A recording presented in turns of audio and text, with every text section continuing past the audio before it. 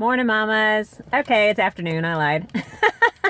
This is Lori West. It has been forever since I've talked to you guys, and I can't believe I'm making a video right now because have you ever had one of those days where you wake up and it's just like, this is an amazing hair day. You do your hair and it just cooperates and it's just being so kind to you and it goes exactly how you want and it's clean and it's lightweight and feels good. Well, that was my morning at 9:30. And then I went to go get my massage, and I love my massage therapist at my chiropractic office. She's been doing an amazing job on my neck, but boy does she love oil.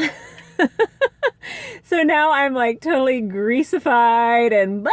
I know, I don't. First world problems, Lori. Come on now. Yes, I'm having a first world problem. I'm feeling greasy and nasty and I can't go home all day because I've got appointments and other things. So, hey, if you're feeling like you're having a bad hair day and you're out and about, I feel ya. I had a good hair day and now it's just greasy and nasty feeling underneath. Top's okay. Not too bad. All right, moving on. I just have a very few minutes here to talk to you, and I just wanted to say that I have been thinking about you guys a lot this last year. I know that I haven't made videos probably in about 6 months. I took a job doing what I used to love to do, and I still love to do in many ways, which is a labor and delivery nurse. I love seeing babies be born. I love working with moms and families. My heart, you know me, I love mamas. I am a mentor mom with my MOPS group, and I work with the women's group at a church here locally, and I just love moms, and I love women especially. And so I took a job, but that has kept me extremely busy on top of getting 2 boys ready for school, for college, getting them off to college, having 3 more at home. We had summer school that a couple of them were taking, and then just various issues that we've been having at home, just even in our marriage and family stuff. So I have been exhausted. I'm working on getting my body back healthy, emotionally, physically, mentally, spiritually, in all sorts of ways. And this morning, I was worshiping with iBethel. I turn on iBethel in the mornings and listen to their worship services.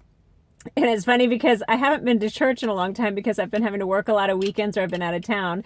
And my youngest daughter said, "Mom, you have church every day." And I'm like, well, yes, in a way I do. I have my own little private service, worship service, but I was missing community, is what I was trying to tell her. So anyways, I was listening and it was singing a song talking about renewing my hope. You know, and there's so many things that I've lost and I've grieved over this last year, and it's like you hope for things. So I hope this happens. I hope I have a good hair day today. But honestly, it wasn't about renewing that hope, but really our hope is supposed to be in who?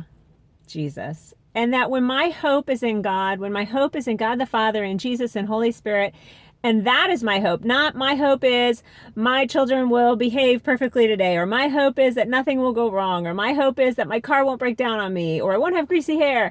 Those hopes can fail. But guess who never fails? Jesus.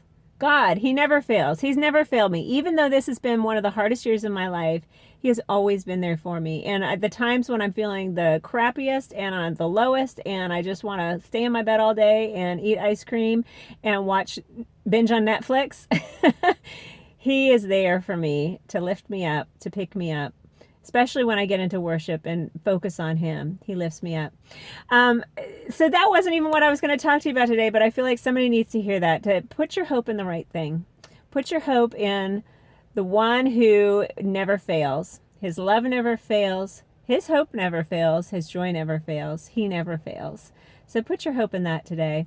What I was going to share with you today was a quote I found earlier this week that talked about, don't look at what the world needs and do that.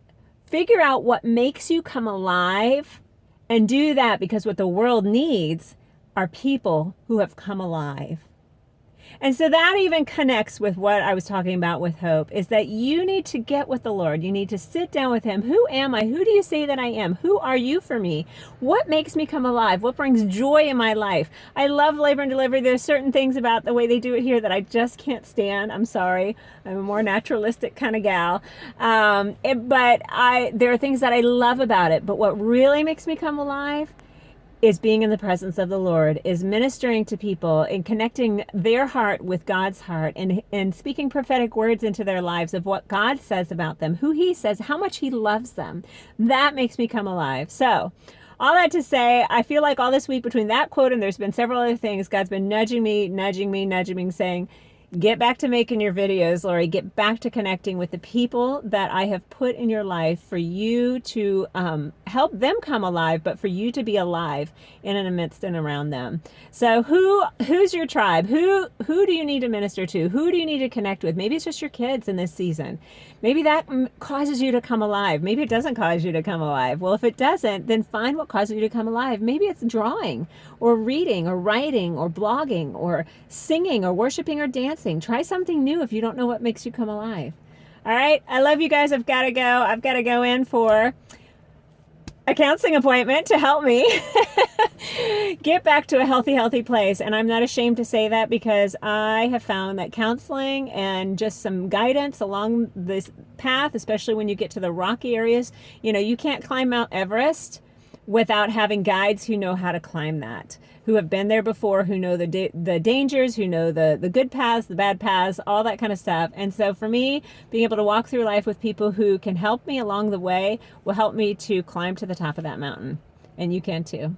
So I love you guys. Praying for you. Keep me in your prayers, and I'll talk to you soon. Subscribe to my YouTube channel, and please pass it on to others who you think need an encouraging word of hope in the difficult times of their life. All right, take care. Bye-bye.